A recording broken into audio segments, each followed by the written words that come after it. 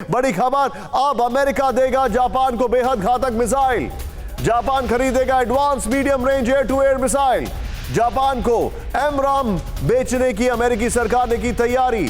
$293 million की होगी US Japan defence deal. Missile के अलावा दूसरे उपकरण भी डील का हिस्सा।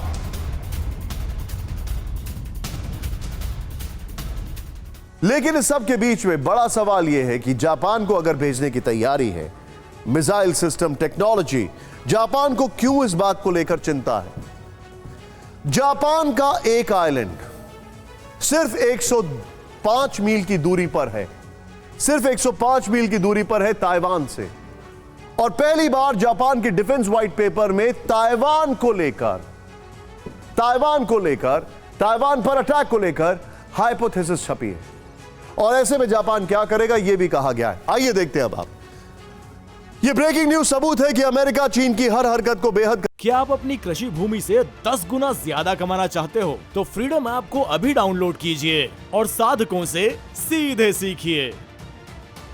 करीब से देख रहा है, चाहे बात ताइवान की हो या फिर जापान की, सुपर पावर मुस्तैद है। अमेरिका जानता है कि बीते कई महीनों से न सिर्फ ताइवान बल्कि चीन भी और जापान में भी टेंशन बढ़ी है। इसकी वजह साफ है, चीन और जापान की पुरानी दुश्मनी। अगर चीन ने दक्षिण चीन सागर में मौजूद ताइवान को हड़पा तो इसका असर जापान पर भी होगा।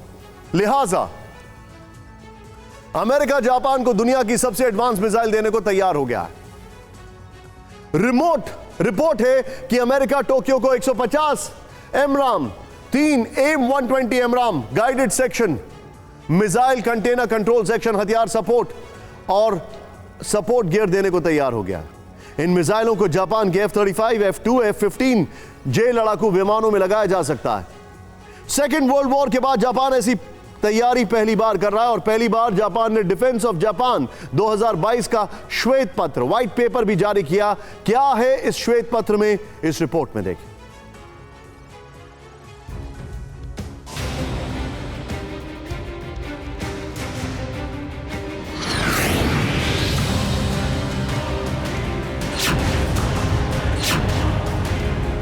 अब जापान को न शक है न शंका है, न ही इसकी कोई गुंजाइश बची है। टोक्यो को क्लियर मैसेज है कि ताइवान के दरवाजे पर चीन का एयरबेस एक्टिव हो चुका है। वॉरशिप्स रेडी हैं और जंगी जखीरे भी बड़े हमले की तरफ इशारा कर रहे हैं। ऐसे में जापान भी एक्शन मोड में आ चुका है। ताइवान पर जिनपिंग की महत्वाकांक्षाओं को समझते हुए ही टोक्यो ने अब आगे की तैयारी शुरू कर दी है। जापान ने डिफेंस ऑफ जापान 2022 का श्वेत पत्र जारी किया है। अपने श्वेत पत्र में जापान ने पहली बार ताइवान पर एक हाइपोथेटिकल अटैक की बात को शामिल किया है। इसमें लिखा गया है कि ताइवान के लिए इमरजेंसी का मतलब जापान के लिए भी इमरजेंसी है। इसमें कहा गया है कि जापान के ओकिनावा से महज 110 किलोमीटर दूर ताइवान के आइलैंड पर अगर संकट आता है तो इससे जापान भी सीधे सीधे प्रभावित हो, क्योंकि यूक्रेन के बाद ताइवान ही दुनिया में सबसे ज्यादा जोखिम वाला क्षेत्र बनता जा रहा है। इस व्हाइट पेपर के जरिए जापान की जनता को पल पल बदलते हालात के लिए तैयार रहने को कहा गया है। उन्हें यह भी बताने की कोशिश की जा रही है कि आने वाले दिनों में किस तरह की विध्वंसक स्थिति सामने आएगी।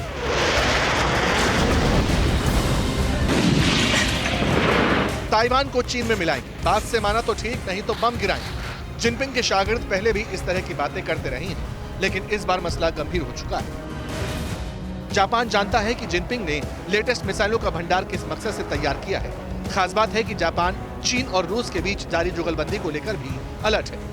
ताइवान पर चीनी हमले का खौफ जापान में किस कदर घर कर चुका है, इसका अंदाजा इसी से लगाया जा सकता है कि जापान पलटवार करने की रणनीति से लेकर हथियार विकसित करने तक हर विकल्प पर एक्शन प्लान बना रहा है। जापान के पीएम किशिदा ने भरोसा दिया है कि रक्षा क्षमताओं को मजबूत करने के लिए सरकार योजना बना रही है। जापान खास तौर से उन हथियारों को भी डेवलप कर रहा है जिससे बैलिस्टिक मिसाइलों को रोका जा सके।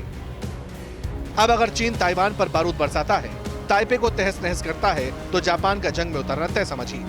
और अगर ऐसा होता है तो फिर दुनिया को भीषण तबाही से शायद ही कोई रोक पाए।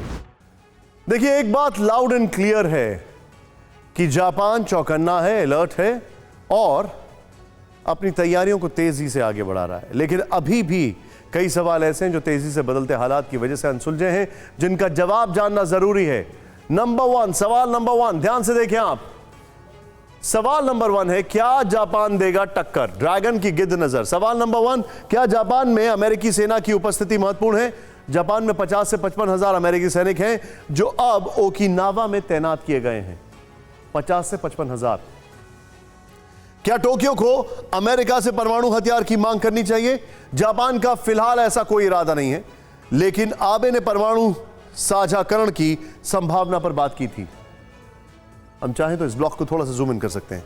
क्या चीन के साथ रूस भी जापान के लिए सैन्य खतरा है? यूक्रेन पर आक्रमण के बाद जापान की ओर आने वाली चीनी और रूसी जहाजों की संख्या में तेजी आई है। जापान चिंतित है, परेशान है।